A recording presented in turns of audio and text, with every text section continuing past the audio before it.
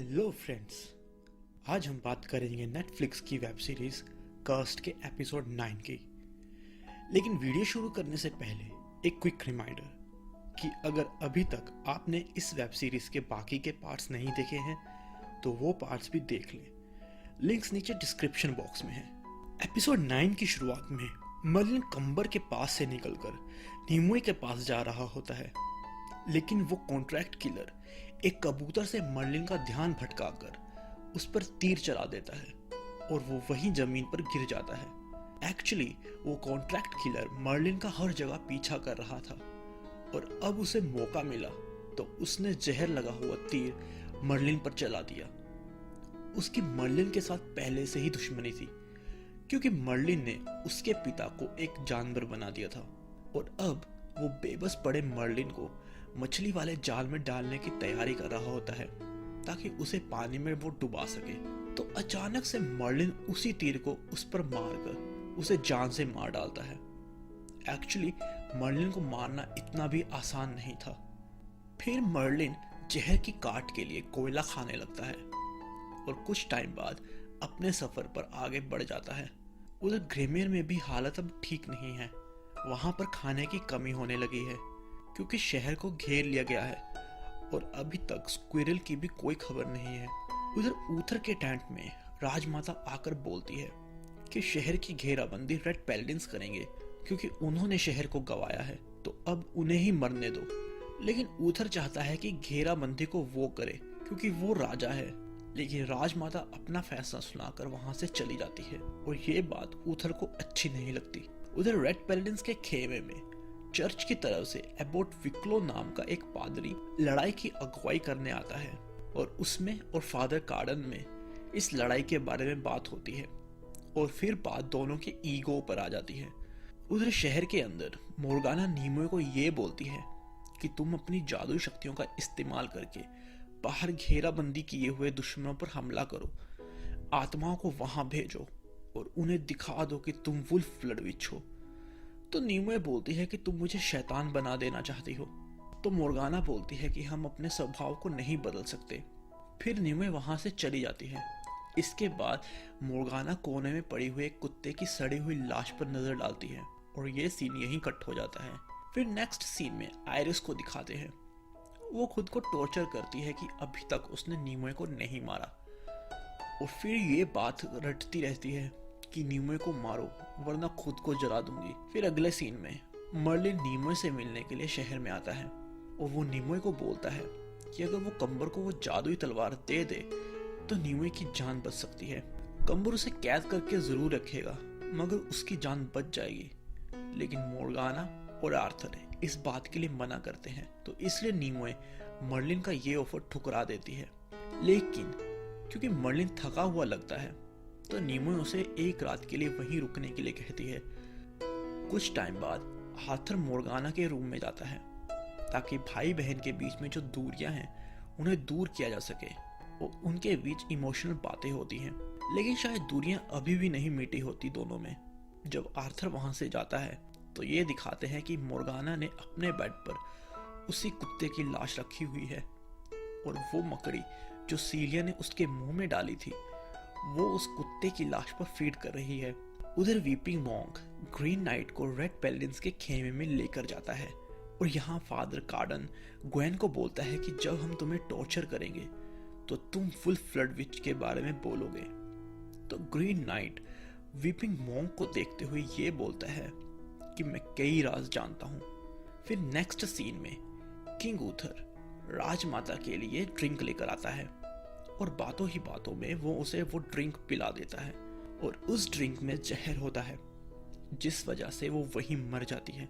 फिर ऊथर अपने आदमी को बुलाकर नीमोई के पास एक संदेश लेकर भेजता है कि अगर नीमोई उस तलवार को ऊथर को दे दे और शहर खाली कर दे तो सबकी जान बख्श दी जाएगी।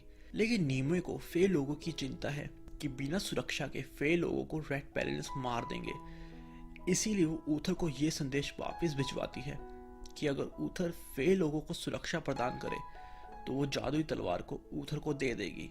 इसके बाद शहर के अंदर एक इंसान जब अपने घर जा रहा होता है तो 3 फे आदमी उस पर हमला कर देते हैं क्योंकि उसके घर के दरवाजे पर ईसाइयों के क्रॉस का निशान था और इस हमले में उस इंसान की मौत हो जाती है। और जब उस फे हमलावर को नीमोए के सामने लाया जाता है तो उसे देखकर ऐसा लगता है कि उसे उस इंसान के कत्ल का बिल्कुल भी अफसोस नहीं है। तो नीमोए बोलती है कि इस शहर में पहले रेड पैलेस का कब्जा था और उनसे अपने परिवार की जान बचाने के लिए शहर के लोग अपने दरवाजों पर क्रॉस का निशान बनाते हैं। नीमोए बोलती है कि जब हम इस शहर में आए थे तो मैंने साफ कह दिया था कि किसी इंसान की जान नहीं जाएगी, ये तुम्हारी रानी का आदेश था। ये बात सुनकर वो फे हमलावर मुस्कुराने लगता है और ये देखकर नीमोए को बहुत ज्यादा गुस्सा आता है और वो उसके दोनों हाथ काट देती है और गुस्से में उसके हाथ फाटक पर लटकाने के लिए कहती है।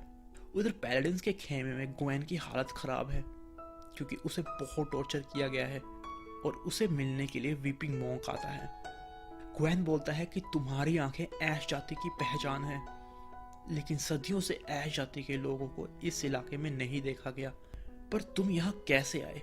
वीपिंग मॉन्क उल्टा उससे ये पूछता है कि तुमने उनको मेरा राज क्यों नहीं बताया।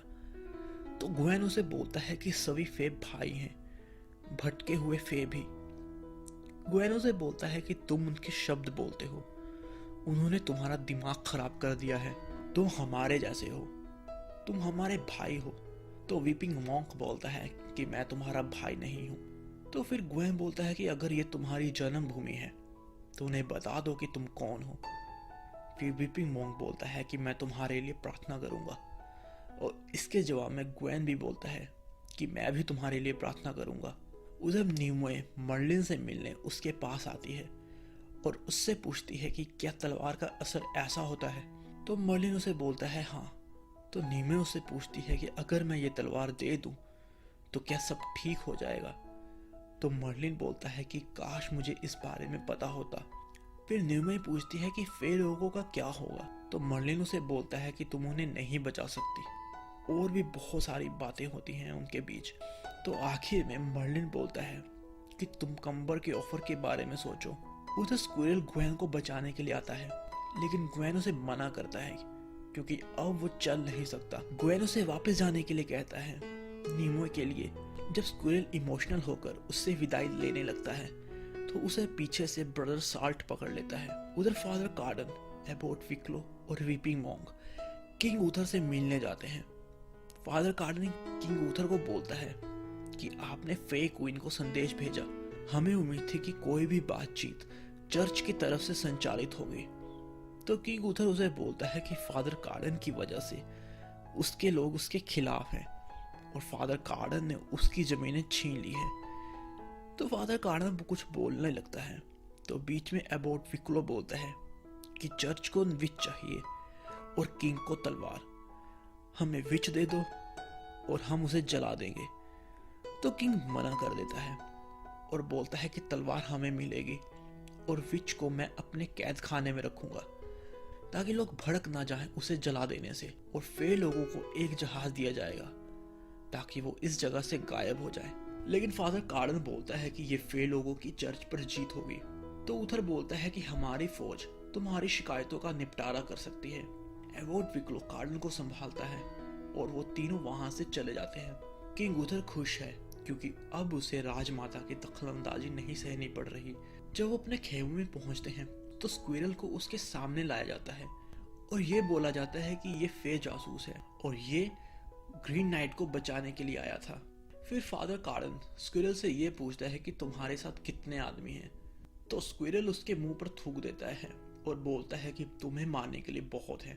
फिर फादर कार्डन स्क्विरल को ब्रदर सोल्ड के पास ले जाने के लिए कहते हैं और बोलते हैं कि इसे टॉर्चर करना और शुरुआत इसकी जीभ निकालने से करना। इसके बाद वीपिंग मॉन्क कहता है कि ये सिर्फ एक बच्चा है।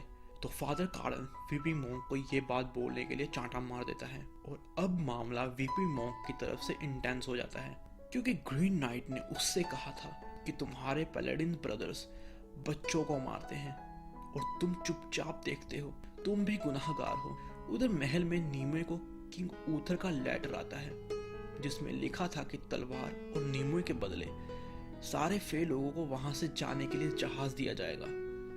अब आर्थर और नीमय इमोशनल हो जाते हैं क्योंकि अब उन्हें अलग होना पड़ेगा।